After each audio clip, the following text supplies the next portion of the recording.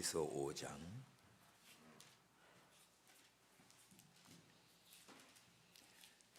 다 함께 봤습니다. 욥기 5장 시작. 부르짖어 보아라. 내게 응답할 자가 있겠느냐? 거룩한 자 중에 네가 누구에게로 향하겠느냐?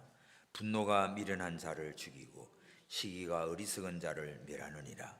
내가 미련한 자의 뿌리 박은 것을 보고 그 집을 당장에 저주하였노라. 그 자식들은 평안한 데서 멀리 떠나고 성문에서 눌리나 구하는 자가 없으며 그 추수한 것은 줄인 자가 묵되 가시나무 가운데 있는 것도 빼앗으며 올무가 그의 재산을 향하여 입을 벌리느니라. 재앙은 티끌에서 일어나는 것이 아니요 고난은 흙에서 나는 것이 아니라 인생은 고난을 위하여 났나니 불티가 위로 나름 같으니라. 나 같으면 하나님께 구하고 내 일을 하나님께 의탁하리라. 하나님은 크고 청량할 수 없는 일을 행하시며 기이한 일을 셀 수 없이 행하시나니 비를 땅에 내리시고 물을 밭에 보내시며 낮은 자를 높이 드시고 슬퍼하는 자를 흥기시켜 안전한 곳에 있게 하시느니라. 하나님은 게으른 자의 계교를 파사 그 손으로 하는 일을 이루지 못하게 하시며 간교한 자로 자기 계율에 빠지게 하시며 사특한 자의 계교를 패하게 하시므로 그들은 낮에도 캄캄함을 만나고 대낮에도 더듬기를 밤과 같이 하느니라. 하나님은 곤비한 자를 그들의 입의 칼에서 강한 자의 손에서 면하게 하시나니 그러므로 가난한 자가 소망이 있고 불의가 스스로 입을 막느니라. 볼지어다 하나님께 징계받는 자에게는 복이 있나니 그런즉 너는 전능자의 경책을 업신여기지 말지니라. 하나님은 아프게 하시다가 싸매시며 상하게 하시다가 그 손으로 고치시나니 6가지 환난에서 너를 구원하시며 7가지 환난이라도 그 재앙이 내게 미치지 않게 하시며 기근 때의 죽음에서 전쟁 때의 칼 권세에서 너를 구속하실 터인즉 내가 혀의 채찍을 피하여 숨을 수가 있고 멸망이 올 때도 두려워 아니할 것이라. 네가 멸망과 기근을 비웃으며 들짐승을 두려워 아니할 것은 밭에 돌이 너와 언약을 맺겠고 들짐승이 너와 화친할 것임이라. 네가 내 장막의 평안함을 알고 내 우리를 살펴도 이런 것이 없을 것이며 내 자손이 많아지며 내 후예가 땅에 풀 같을 줄을 내가 알 것이라. 네가 장수하다가 무덤에 이르리니 곡식단이 그 기한에 운반되어 울림 같으리라. 볼지어다 우리의 연구한 바가 이 같으니 너는 듣고 내게 유익된 줄 알지니라. 아멘. 욥이 환난과 고통을 당했을 때 친구들이 몰려왔지요. 일주일 동안 아무 말 하지 않고 있다가 사장에 엘리바스가 한마디 합니다. 네가 죄가 많아서 이래. 죄 없이 망한 자가 없어. 그러니까 네가 정직하게 산다고 하지만 너는 죄가 있는 사람이야. 이렇게 욥을 책망을 합니다. 그러나 이 욥에게는 적용이 안 되는 부분이에요. 그런데 5장에 와서 이 엘리바스가 아주 부드럽게 감싸주며 위로하는 말을 합니다. 그러면서 자기 소견을 말해요. 8절에 보면 나 같으면 이렇게 하겠다. 뭐라고 그래요? 나 같으면 하나님께 구하고 내 일을 하나님께 의탁하리라. 지금 엘리바스의 이 말이 참 우리 기독교의 심오한 진리를 나타내 주고 있어요. 그러니까 처음에 4장에는 막 죄 없이 망한 놈 없어. 그래서 악을 밭갈고 독을 뿌리는 자는 그대로 거르게 돼 있어. 막 욥을 이렇게 정죄하면서 그렇게 죗값으로 네가 당한 거야 하고 책망을 했어요. 근데 5장에 와서는 야, 지금 이렇게 된 거 징계를 받았는데 이제 기도하자. 나 같으면 기도하겠다. 사실 욥이 기도 안 했겠냐고요. 그러면서 오늘 말씀의 핵심입니다. 17절 보면 하나님께 징계받는 자는 복 있는 자다. 이게 결론처럼 핵심입니다. 오늘 우리들이 신앙생활 하면서 내가 믿음으로 바로 살려고 하는데 왜 이렇게 나한테는 고난과 어려움과 참 되는 게 없는가 싶을 때 있지요. 그러다 보면 하나님이 의심스럽고 또 불평 불만도 나오고 그냥 조금 있는 믿음조차도 다 버리고 그냥 에라 나도 모르겠다 세상으로 나가기 쉽습니다. 왜? 하나님 모르는 것들도 잘 되는 것 같거든요. 그러니까 내가 이렇게 할 게 뭐 있어? 속아 넘어갑니다. 근데 그렇지 않아요. 하나님은 살아계셔요. 악한 자 선한 자 다 보고 있어요. 반드시 하나님은 하나님 사랑하는 자, 독생자를 아끼지 않고 예수님을 주신 하나님이 왜 사랑하는 자에게 모든 걸 은사로 주지 않겠는가? 로마서 8장에 나오죠. 우리에게 주어진 모든 것은 하나님의 은혜로 유익되게 하시려고 준 겁니다. 그걸 먼저 깨달으십시오. 그래서 오늘 이 욥이 당하는 환난 고난 이런 고통 속에서 징계가 주는 교훈, 오늘 말씀 주제입니다. 징계가 주는 교훈. 첫째는 징계받는 자를 통념적으로 이해하지 마세요. 다 똑같지가 않습니다. 그러니까 누가 어려움 당하고 고난 당하면 엘리바스가 욥을 찾아와서 나중에 하는 말, 죄 때문에 망했다. 그저 인과 응보처럼. 그게 뭐 일반 불교나 다른 종교도 다 그런 거지요. 네가 이렇게 된 거는 전날에 네가 생애, 네 업보가 네가 잘못해서 이런 거야. 다 갖다 붙인다고요. 그런 것도 있지요. 내가 잘못해서 오는 고난이 있습니다. 그래서 내 자신이 어려움 당하면 먼저 내 자신이 하나님 앞에 잘못된 걸 찾아서 회개하는 게 제일 급선무예요.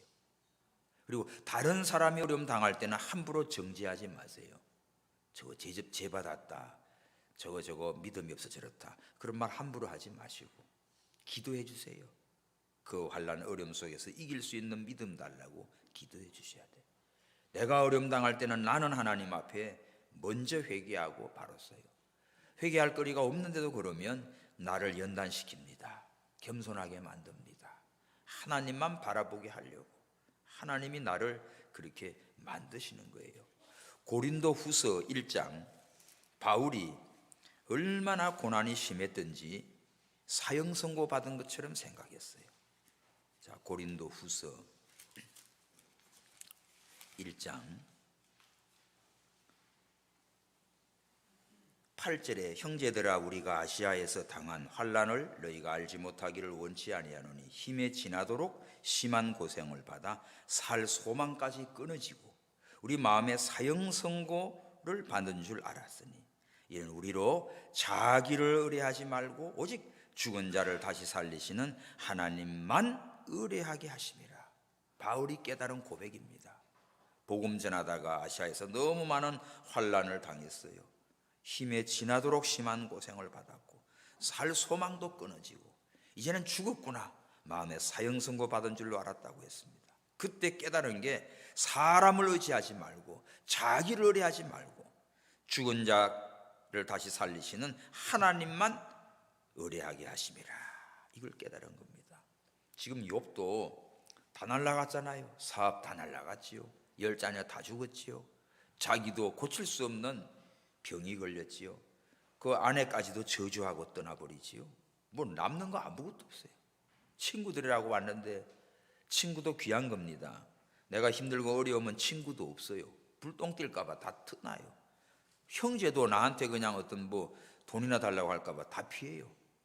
좋을 때는 잘할 때는 다 몰려오다가도 힘들고 어려우면 슬슬 다 피합니다. 그게 세상이에요. 인간 사회예요. 이렇게 욥이 다 떠나갔습니다. 그 많은 일꾼들 사업 동방에서 제일 부자인데 어려움 당하니까 다 떠나가지 없어요. 그런데 이제는 남은 거는 뭡니까? 친구도 와도 별 도움 안 돼. 그럼 나를 진짜 내 모든 시험에서 나를 구해줄 자는 누굴까? 오직 예수님밖에 없지요. 하나님밖에 없지요. 그래서 이 징계를 받는다, 고난과 어려움을 당한다 했을 때 그냥 일반 통념적으로는 다 죄가 많아서 그렇다, 그래서 함부로 갖다가 이렇게 치부하기 쉽습니다. 그러므로 지금 욥에 대한 것도 이 엘리바스 친구가 지금 일반적인 통념으로 갖다 붙이는 거지요. 아무리 기도해도 범죄한 자에게는 응답이 없어야, 그 뜻이 1절 시작. 부르짖어 봐라, 내게 응답할 자가 있는가? 거룩한 중에 네가 누구에게로 행하겠느냐? 이게 그 말입니다. 아무리 부르짖고 기도해봐도 하나님의 응답이 없어. 지금 욥한테 이런 말 하는 거예요.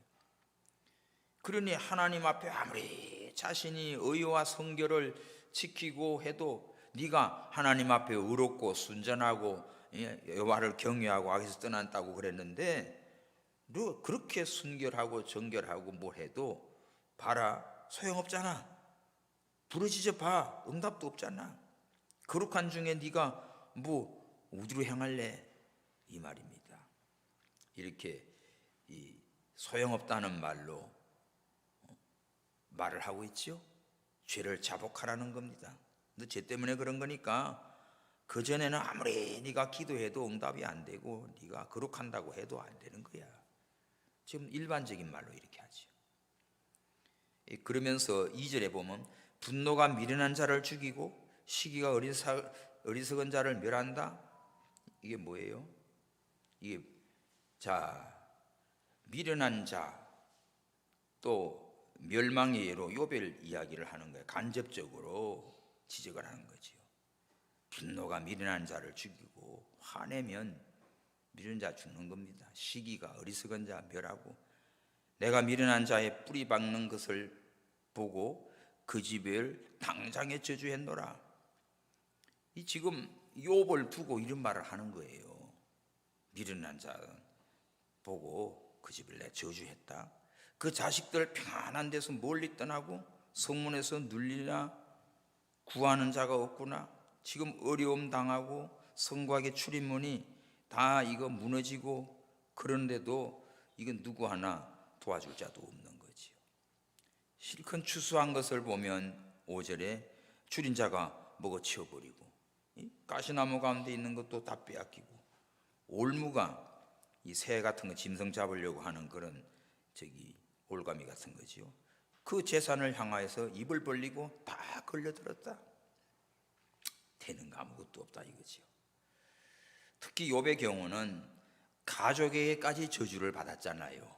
가장 위로하고 힘이 돼줘야 할 아내마저도 아이고 아직도 하나님 하여 저주하고 뒤지라고 그냥 그렇게 험한 말을 하잖아. 이러니 욥의 입장에서는 경제적인 거, 자녀적인 가정적인 거, 또 부부간의 아내 관계, 이 모든 게 다 무너지고 깨졌어요. 희망이라고는 아무것도 없어요. 진짜 살고 싶은 마음 가치도 없어. 그러니까 3장에 와서 욥이 자기 생일을 저주하잖아. 차라리 내가 나지 않았으면, 날 때 그때 죽었으면, 이런 말까지 하면서도 이제 하나님을 원망하지는 않았어요. 그래서 한마디로 엘리바스는 이 모든 고난이 범죄의 대가로 온 거다 하는 이런 통념적인 말을 한 겁니다. 그러나 욥에게는 맞지 않는 충고예요. 그러나 욥이 당하는 고난은 죄의 결과가 아니고, 왜냐하면 요한복음 9장에 보면 날 때부터 소경된 자 누구 죄냐고 물었죠. 예수님께 자기 죄입니까 부모 죄입니까 할 때 예수님이 자기 죄도 아니고 부모 죄도 아니다.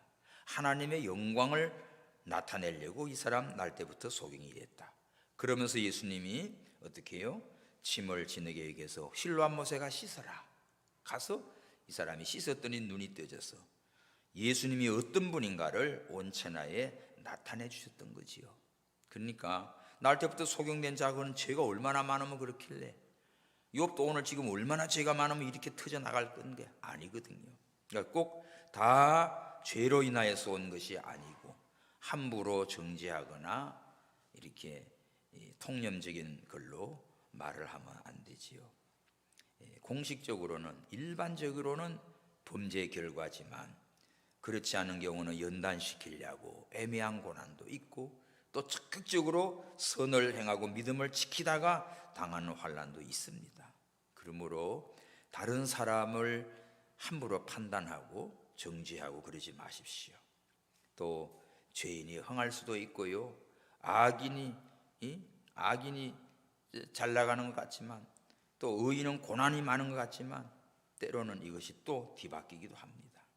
그러므로 우리도 다른 사람 판단하는 것, 비평하는 것, 그 실수하기 쉬워요. 함부로 말하지 마시고 자기한테는 그렇게 해도 돼.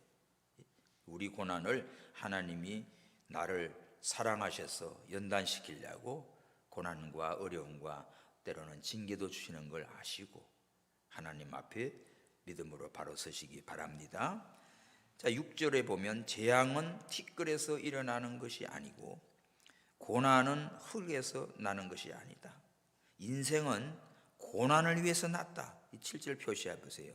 인생은 나면서부터 고난이야. 출생 자체가 아담의 범죄한 이후로 고난, 수고, 남자들은 땀이 흘려야 되고 가시와 엉겅퀴에 찔리고 여인들은 아이를 낳는 수고, 잉태의 수고, 해산의 수고, 그거 키우느라고 얼마나 힘들어요. 애들 공부시키고 결혼시키면 이제 좀 낫습니까? 결혼 후에 또 더 골치 아픈 것들 자꾸 생겨요. 아이고 저거 시집이나 가면 저거 장가나 보내면 끝날 것 같았는데 아닙니다. 혹이 더 붙어와. 그러니까 우리 인생은 내가 눈 감고 천국 가야 끝나는 거지, 쉬지 않아요. 그럼 어떻다고? 고난을 위해서 난다. 고난을 위해서 난다. 맞습니까? 인정이 돼요? 그러니까 고난 피하려고 마십시오. 고난을 위해서 난 거야. 불티가 위로 나른 것 같다. 뭐지? 막 불이 탈 때 그 나무 조각 불티가 바람에 가서 막 머리 위로 날아가잖아. 그건 주저앉으면 머리 와락답 타겠지요. 그러니까 인생은 그렇게 우리 머리 위로 그냥 불티가 날아가는 것처럼 고난을 피할 수 없다는 거지요. 피할 수가 없어요. 그래서 이 세상 떠나기 전에는 항상 고난이 있어요. 창세기에 보면 추나 추동 사계절이 있습니다. 봄에도 있고 가을, 여름도 있고 가을도 있고 겨울도 있고 밤도 있고 낮도 있고 변함이 없어요. 한 가지만 있으면 행복할까요? 아닙니다. 비 오는 게 싫어가지고 우중충한 게 눈 오는 게 싫어가지고 햇빛만 쫙 찌면 좋겠다. 좋아요? 계속 햇빛만 내리쬐면 뭐가 될까요? 사막이 됩니다. 사막. 모든 만물이 다 말라서 비틀어 죽어요. 사막. 그래서 사막지대에 가보면 그 나무 같은 것도 살 수가 없어서 가시들이 마르고 삐죽삐죽 해가지고 엉겅퀴 가시. 그래서 선인장이 사막에서 자라요. 미국에 보면 애리조나주 같은 데는 완전 사막이에요. 진짜 사람 살 곳 아니에요. 사우디도 사막. 그러니까 햇빛만 내리쬐면 사막이 된다니까. 비만 계속 오면 칙칙해가지고 또 이거 습지대가 되겠죠. 근데는 악어나 깨구리나 뱀이나 이런 것들도 많아요. 습지대. 좋아요? 그것도 살기 힘들어요. 그러니까 우리나라는 골고루 다 있어요. 감사하십시오. 대신 살기가 힘들어. 더운 거, 추운 거 뭐 이런 거 다 있으니까. 금세서 쌀랑하다고 옷들이 두꺼워졌죠, 그죠? 우리는 그래. 근데 변화무쌍한 곳에 살고 있습니다, 한국은. 그래서 사계절을 다 경험하고 사는 나라예요. 인생은 어차피 고난을 위해서 났구나. 그 고난이 이렇게 머리 위로 날아가는 것처럼 불티가 날아가는 것 같구나. 이런 줄 아시고 우리는 그때마다 하나님의 은혜를 깨닫고 감사하면서 고난도 어려움도 믿음으로 승리하시기를 바랍니다. 모든 것을 징계다 괴로움과 어려움 고난을 통념적으로만 판단하지 마시고 함부로 말하지 마시고 내 자신이 하나님 앞에서 돌아보면서 바로 서기 바랍니다. 자, 두 번째는 징계받을 때 뭐 하면 좋아요? 하나님께 기도하고 하나님을 의지하는 겁니다. 8절 시작. 나 같으면 하나님께 구하고 내 일을 하나님께 의탁하리라. 줄치십시오. 요절. 하나님께 기도하자. 고난과 환난과 어려움과 징계를 받았으면 하나님께 기도하자. 그리고 하나님께 모든 걸 맡기자. 엘리바스가 환난당한 욥에게 해결책을 지금 제시하는 거지요. 야, 나 같으면 하나님께 기도하고 하나님께 다 의탁하고 맡길겠어. 너도 그래 봐. 여기서 이제 가정법을 사용했지요. 나 같으면 이렇게 하겠다.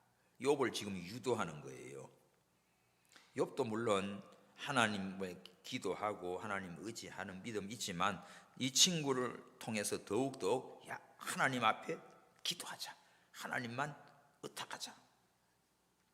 이런 좋은 친구 있으면 좋지. 그러면서 하나님이 어떤 분인지 소개를 해요.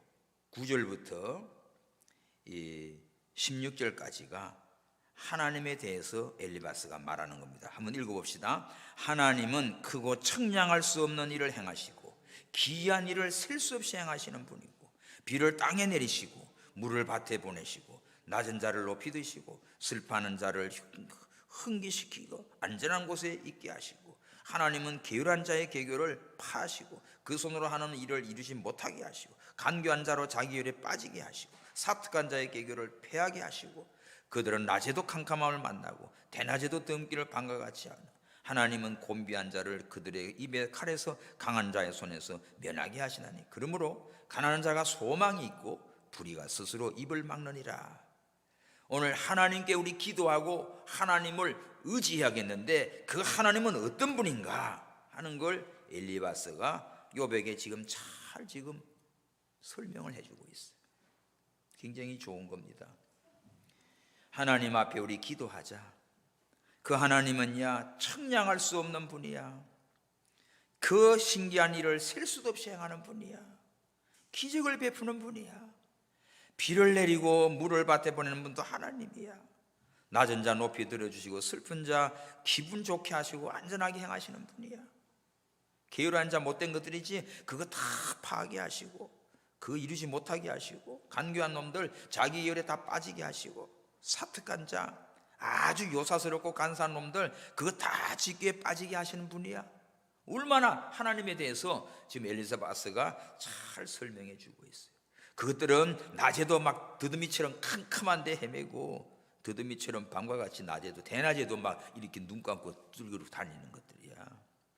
근데 하나님은 곤비한 자를 그들의 입에서 건져주는 분, 강한 자의 손에서도 이렇게 면하시고 보호하시는 분, 아무리 가난하고 지금 망가졌어도 소망 있게 하시는 분, 이렇게 하나님에 대한 설명을 엘리바스가 잘 해주고 있어요. 이런 친구는 귀한 겁니다. 내가 힘들고 어려울 때 하나님에 대해서 얘기할 수 있는 친구, 믿음의 친구지요. 우리가 살아가면서 중요한 거 있어요.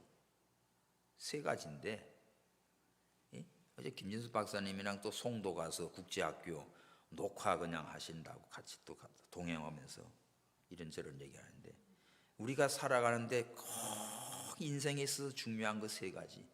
오면서 택시기사한테도 전도하는, 갈 때도 전도하고 올 때도 전도해. 너무 귀한 분이. 그래서 책 중에는 성경책, 따라합시다. 책 중에는 성경책. 책 중에는 성경책. 그 국제학교인데 그 한국 크리스찬 스쿨이에요. 너무 귀한 분이에요. 이게 서초동에도 캠퍼스가 있고 인천에도 있는데 내가 물어봤어요. 여기 학생 수가 얼마나니까 500명이래. 엄청 학비도 비싸요. 얘들 다 여기 초, 중고 동학교 가지고 다 외국으로 유학을 보내고 막 그러는데 다 영어로 강의하고 그래요. 그 학비도 되게 비쌉니다. 근데 요새 교실에 학생들이 없는 학교도 많은데 폐교된 데도 많은데요. 그렇게 해요. 그 이사장님이 목사님이시고 그 교감 선생님들 누구 다 그냥 크리스찬들이야. 얼마나 겸손히 섬기는지. 그러니까 적어도 이 학교에 세계 위인전 유명한 이거를 책들을 한 250권 300권 비치해서 다 읽혀라. 책 중에 최고의 책은 성경책이다. 아멘. 성경 읽게 하는 거예요. 성경. 여러분도 주중에 성경 읽으세요. 성경을 읽어. 하나님 말씀을 봐야지. 예수님의 설교가 전부 구약 말씀입니다. 성경에 이르시기를, 구약의 말씀을, 예언의 말씀, 모세의 율법 다 구약 성경을 들어서 말씀을 가르쳐요. 우리가 성경을 떠나서는, 성경을 모르면, 말씀을 모르면 바보 돼요. 성경, 책 중에는 성경책. 그 다음에 이름 중에 최고의 이름이 뭐예요? 예수님이에요. 이름 중에 예수님, 최고의 이름 예수. 왜? 예수 이름 부르기만 하면 구원 얻어요. 예수 이름으로 기도해요. 예수님밖에 없어요. 예수님. 그러니까 택시기사한테 성경책 봤냐고, 뭐 중학교 때 좀 보고 그래. 꼭 읽으라고. 성경책 읽어보라고. 그리고 다른 사람 이름 다 많지만은 예수 이름 모르면 그 사람처럼 제일 불쌍한 사람 없다. 예수 이름, 예수님의 이름. 그 다음에 세 번째가 뭐가 중요한가 하면 집이랍니다. 집. 여러분, 집이 행복하지요. 낮에 일하다가 집에 간다고. 집. 그 집이, 가정이 뭐고? 교회인 거예요. 우리는 그래서 일주일 동안 일하다가도 하나님의 집에 오는 거예요. 교회 오는 거예요. 예배 드리는 거예요. 믿음의 형제들이 함께 한 주간 어떻게 살았나 같이 찬송하고, 같이 말씀 받고, 같이 이야기하고, 같이 교제하고, 또 힘들고 어려운 것 있으면 같이 기도해주고. 집, 하나님의 집, 교회, 가정. 가정을 하나님의 성전으로 만들어가는 거예요. 이 세 가지만 분명하게 가지고 있는 사람이면 세상을 살아가면서 가장 행복한 사람을 살고 성공한 사람입니다. 이 세 가지 중에 하나만 놓쳐보십시오. 성경을 모른다? 그건 깡통이지. 예수님을 모른다? 그건 지옥 멸망이지. 집이, 가정이, 교회가, 갈 곳은 교회밖에 없어요. 하나님 섬기는, 같이 찬양하는 믿음의 형제들. 그래서 여러분, 성도 한 분 한 분이 너무너무 소중한 거예요. 하나님이 택하여 불러주셨고 예수님을 믿음으로 구원받았고 함께 천국에 갈 귀한 동역자들입니다. 그래서 성도 여러분들 서로 사랑하십시오. 귀하게 여기십시오. 소중한 거예요. 같이 우리가 세월 흘러가는데 이제는 우리가 돌아갈 하늘나라 영원한 집으로 갈 거잖아. 그러니까 사는 동안, 나그네로 사는 동안에 항상 집에 돌아오는 자 돼야지. 집으로 돌아와야 돼. 교회로 돌아와야 돼. 하나님께로 가는 자가 돼야 돼요. 오늘 여기 엘리바스가 욥이 이런 환난과 어려운 고난 당했을 때 처음에는 죄로 그냥 책망을 했다가 이제는 또 나 같으면 기도하고 하나님만 의뢰할 거야. 그러면서 하나님에 대해서 아주 지금 잘 설명해 주고 있어요. 하나님은 사랑하는 자에게, 그 뜻대로 부르심을 입은 자에게 모든 것이 합력하여 선을 이루게 하십니다. 로마서 8장 27절에 다 하나님은 우리를 유익되게 하시고 그래서 불러주시는 거예요. 요셉을 보면 아버지 심부름 갔다가 형들이 잡아가지고 애굽에 팔아넘기지요. 얼마나 울며 불며 억울해요. 그러나 요셉과 하나님이 함께하고 애굽에 가서 총리가 되고 30살에 나중에 기근이 왔을 때 자기 아버지 형제들 다 양식사로 와서 애굽으로 초대해서 그들을 번성케 하지 않습니까? 자, 고난을 당하고 종이 되고 노예가 되고 또 죄짓지 않으려고 하다 감옥 가고 했지만 바로왕을 만나게 됐고 또 애굽의 총리가 되고 애굽을 살리고 자기 가족들을 다 살려내는 그런 요셉이 됐다고요. 그러니까 한 면만 보면 망한 것 같은데 나중에 다 결과를 보니까 하나님이 이렇게 섭리하시고 요셉을 통하여 나라를 살립니다. 민족을 살립니다. 가정을 살립니다. 세상 나라를 유익되게 하는 요셉이 된 거예요. 그래서 우리에게 주어지는 모든 고난도 어려움도 그거 나쁜 것만이 아니라 하나님은 나를 나되게 만드는 거라고요. 그걸 깨닫고 그런 일이 있을 때 뭐예요? 기도하자. 하나님께 기도하자. 하나님만 의지하자. 그 하나님이 모든 걸 다 책임지시고 관할하시는 분이다. 하나님께만 소망을 두고 기도하고 하나님만 전적 의뢰하는 믿음 되시기 바랍니다. 이게 고난을 이기는 방법. 징계를 당했을 때 승리하는 방법이에요. 자, 마지막 세 번째는 징계받는 자는 복 있는 거다. 17절 시작. 볼지어다 하나님께 징계받는 자는 복이 있나니 그런즉 너는 전능자의 경책을 업신여기지 말지니라. 표시해놔요. 하나님께 징계받는 자는 복이 있다. 자, 히브리서 12장, 히브리서 신약에 와서 히브리서 12장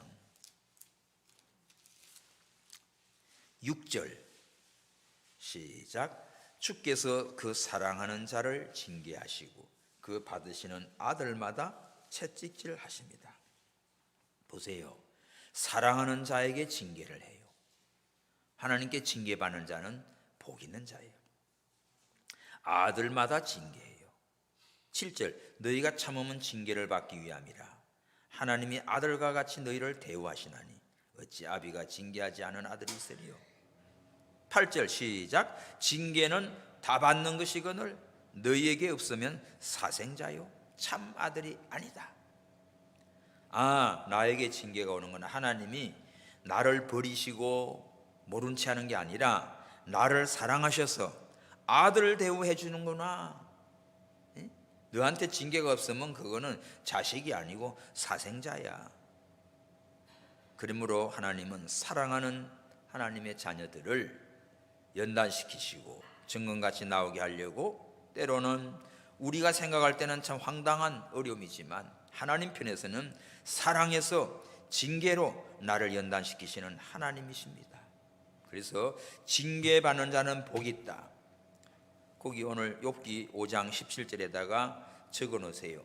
히브리서 12장 그 6절 8절 적어놔요. 이걸 내가 왜 적어놨지 하면 여기 성경을 읽다가 히브리서 12장을 찾아가서 읽어보라고요. 그럼 이렇게 짝을 맞추면 아주 재미있어요. 은혜가 됩니다. 전 고등학교 때부터 성경을 읽다 보면 이런 말씀이 딴 데도 있었는데 여기 또 있네. 그래서 거기다가 계속 주석을 달아놨습니다. 고등학교 때 성경이 지금도 있어요. 메모된 게 많아요. 지금 이 성경 몇 번째인지 모르겠는데 이렇게 저도 지금 히브리서 12장에 적어놨습니다. 그래서 하나님께 징계받는 자는 복이 있다. 하나님은 사랑하는 자에게 징계하신다. 징계가 없으면 사생자다. 이런 말씀을 여기 같이 적어 놓으십시오. 그래서 징계받을 때 절대로 하나님을 업신여기지 마십시오. 하나님은 사랑하는 자에게 복으로 징계를 하시는데 이걸 모르면 하나님을 막 원망하기 쉽지요. 그래서 그 이어서 나오는 말이 너는 전능자의 경책을 업신여기지 마라. 전능하신 하나님이 나를 채찍질하시고 꾸짖고 그렇게 매를 들었을 때 그거 무시하지 마라. 업신여기지 마라. 분명히 하나님은 나에게 마침내 복을 주시려고 하시는 사랑의 맨 줄 아십시오. 그러면서 하나님은 어떻게 해요? 계속 두들겨 패는 게 아니라 18절 시작. 하나님은 아프게 하시다가 싸매시며 상하게 하시다가 그 손으로 고치신다. 하나님은 징계의 목적이 아프게만 하고 상처만 주고 그렇게 해서 내팽개치는 게 목적이 아니에요. 아프게 해가지고 낫게 하십니다. 상하게 하시다가 다 고쳐주십니다. 왜? 아프게 되면 회개하잖아요. 용서해달라고. 그러면 아팠던 데를 다 싸매주세요. 애들 잘못하면 매를 듭니다. 그러면 애가 정신 차리고 바로 깨달아 다시는 안 그런다고 그러면 이제는 용서하고 그 매차리를 회초리를 어떻게 해요? 잘라 버려야 돼요. 그 또 몽둥이 더 큰 걸로 갖다가 준비해 놓지 말고 애들 무서워서 살겠냐고. 또 잘못하면 네가 맞을 해초리를 가서 몇 개 끄고 오라고 그래봐요. 그러면 어떻게 애들이요? 큰 걸 가져가면 아플 것 같고 손가락만한 거 가져가면 이것도 장난한 것 같고 지가 그걸 꺾으면서 깨닫습니다. 회개합니다. 막 눈물을 흘립니다. 이게 자녀 교육 방법이죠. 하나님도 우리에게 그래요. 채찍질을 통해서 아프지요. 마음도 아프고 몸도 아파요. 근데 하나님은 죄를 깨닫고 회개할 때 다 싸매 주십니다. 상처난 것을 다 고쳐 주십니다. 뿐만 아니라 19절 6가지 환난에서도 구원하시고 7가지 환난이라도 그 재앙이 내게 미치지 않게 하신다. 하나님은 환난 속에서 구원합니다. 7가지 이 재앙 환난에서도 그게 미치지 않도록 딱 막아주는 거예요. 기근 때의 죽음에서 굶어 죽고 있는데 사람들은 거기서 죽음을 면하게 하고, 전쟁 때에 칼 권세에서도 너를 구속하실 때, 지금 이스라엘 막 얼마나 많은 사람들이 집이고 모든 걸 다 버리고 지금 피 떠나라고 하니까 기가 차잖아요. 얼마나 걸어가겠어. 차를 끌고 갈 수도 없고, 그 뭐 몸만 피해 나오고 그 다 폭격되면 다 잿더미가 되는데, 그런 모든 걸 다 잃어버리고 목숨만 건져왔습니다. 다시 살아가야 할 일이 얼마나 막막하겠냐. 우리나라도 그랬잖아요. 6.25 전쟁에 모든 거 다 버리고, 그런 가운데도 살아있는 사람은 다시 일어나지요. 예? 소련 사할린 쪽에서 우리 그 한국 동포들, 고려인들 그냥 열차 태워가지고 이 공산당 소련에 그 주거를 그냥 강제로 이동시켜 버리지요. 그 열차를 횡단 열차로 가다가 저 카자흐스탄 같은 데입니다. 카자흐스탄, 우즈베키스탄 거기 지나가면서 이 열차간에서 발로 다 차 내린 거예요. 다 죽으라고. 그렇게 해서 다 그냥 달리는 기차 안에서 발로 차서 다 내렸는데, 그들이 살아가지고 그 추운 겨울 동토에 살아남아가지고 거기서 농사도 짓고 목화도 하고 그래 사람이 오늘날 고려인입니다. 하나님께서요 참 민족의 이동과 환난 고통 없는 나라 민족이 없습니다. 다 있어요. 다 괴로움이 있어요. 아르헨티나 갔을 때 거기에 음악이나 춤이 탱고예요. 탱고. 우리나라는 뭐예요? 우리나라는 주로 뭐예요? 뽕짝? 그거 잘하잖아요. 뭐 다 그런 가락들이 있어요. 각 나라마다 흘러가는 가락들이 다 있어요. 그런데 가만히 탱고 음악이나 그걸 들어보면 굉장히 구슬퍼요. 이들이 스페인이나 저런 데서 다 일도 그 건강을 찾아와 가지고는 이게 다 고향은 그리고 여기서 모여가지고 선술집 같은 데서 다 그런 문화들이에요. 저쪽 북유럽 쪽의 음악들, 그 뭐 바이올린 음악들 많죠. 선율이 말고 노래 음악의 선율, 차이코프스키니 뭐니 그런 걸 예리하게 좀 핀란드에 들어보면요 상당히 속 깊이 아주 그냥 뭔가 외롭고 적막하고 그런 음악들이 나와요. 우리나라도 옛날 외정 때 보면 울 밑에선 봉선아야 내 모양이 처량하다 들어보십시오. 그냥 눈물 납니다. 오빠 생각 같은 거. 오빠 생각하고 고향의 봄, 나의 살던 고향의 봄, 그 누가 지은지 알지요? 나중에 그 작사 작곡자들 나중에 다 결혼했어요. 고향의 봄 지은 사람하고 오빠 생각 지은 사람, 그 다 그런 참 애수가 들어있고 힘들고 어려울 때 노래로 그렇게 해서 승화시킨 것들이라. 우리들이 환난과 고난 어려움 당할 때, 징계 채찍 속에 있을 때도 하나님을 찾는 사람, 하나님은 어떻다? 아프게 하시다가도 싸매주시고 상하게 하시다가도 다 고쳐펴시는 하나님. 6가지 환난에서도 구원하시고 7가지 환난에도 재앙이 미치지 않게 하시고 기근 때 굶어 죽는 가운데서도 생명을 지켜주시고 전쟁의 칼에서도 구원하시는 하나님이십니다. 이런 하나님 앞에 기도하면서 그 하나님의 사랑으로 이렇게 보암을 입습니다.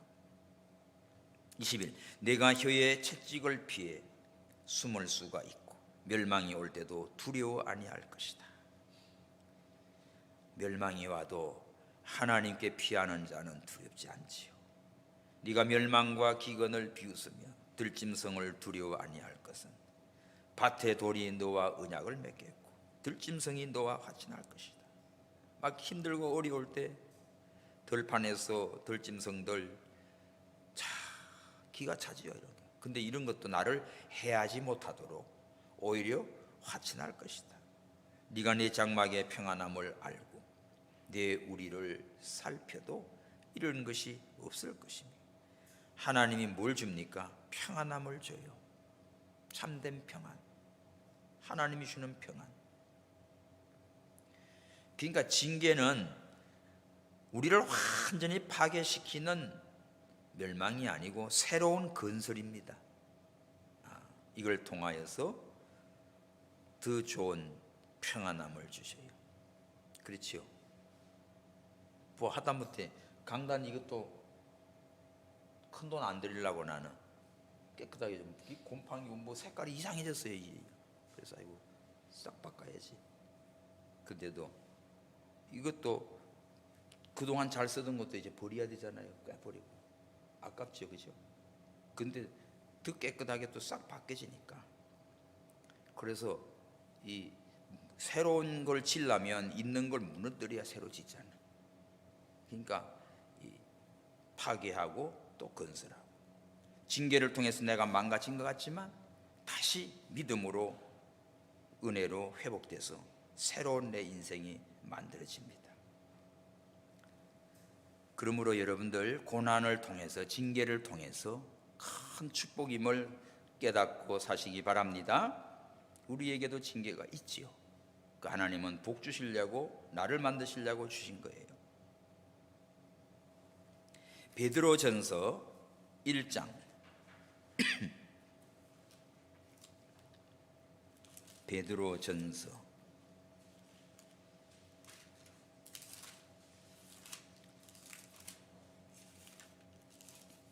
베드로전서 1장 6절 7절입니다. 시작. 그러므로 너희가 이제 여러 가지 시험을 인하여 잠깐 근심하게 되지 않을 수 없었으나 오히려 크게 기뻐하도다.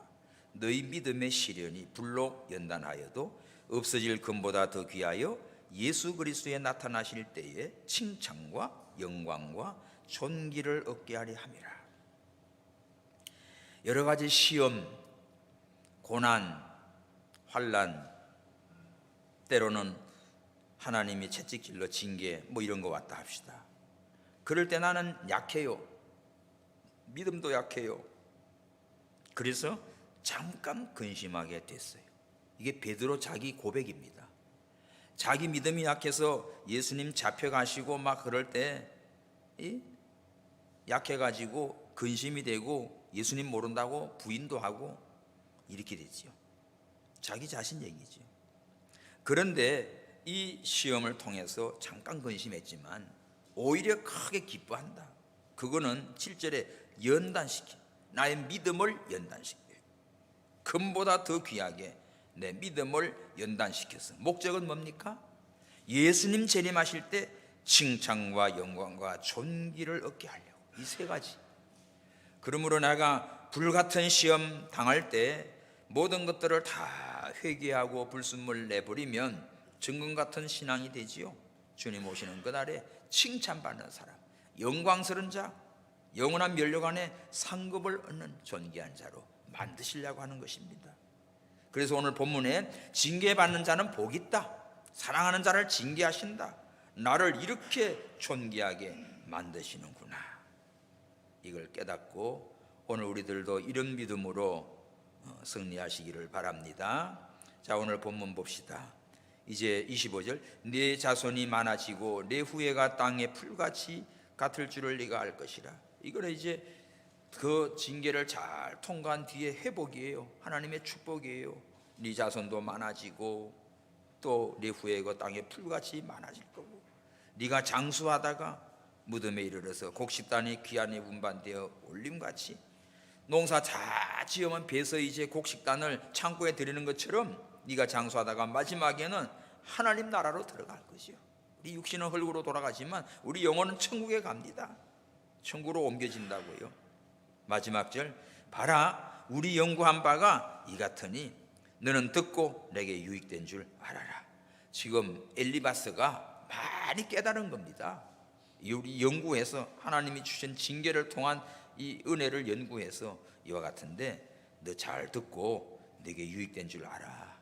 우리가 징계나 고난과 어려움을 믿음으로 잘 깨달으면 하나님의 축복입니다. 그러나 깨닫지 못하면 아이고 나는 망했네, 나는 벌 받았네, 나 같은 건 죽어야 돼, 막 이렇게 되죠.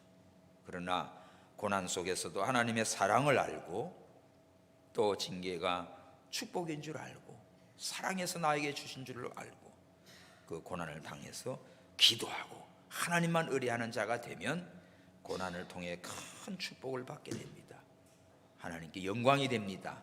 우리 모두도 고난과 어려움 속에 있으면 낙심하지 마시고 4,000년 전에 욥에게 지금 이 친구 엘리바스가 이렇게 위로하고 하나님 말씀으로 건면한 이 부분을 우리들도 우리 심령 속에 잘 새겨서 환난 고난 속에 하나님께 기도합시다. 하나님만 의뢰합시다. 그리고 하나님은 사랑하는 자에게 징계하시고 복 주십니다.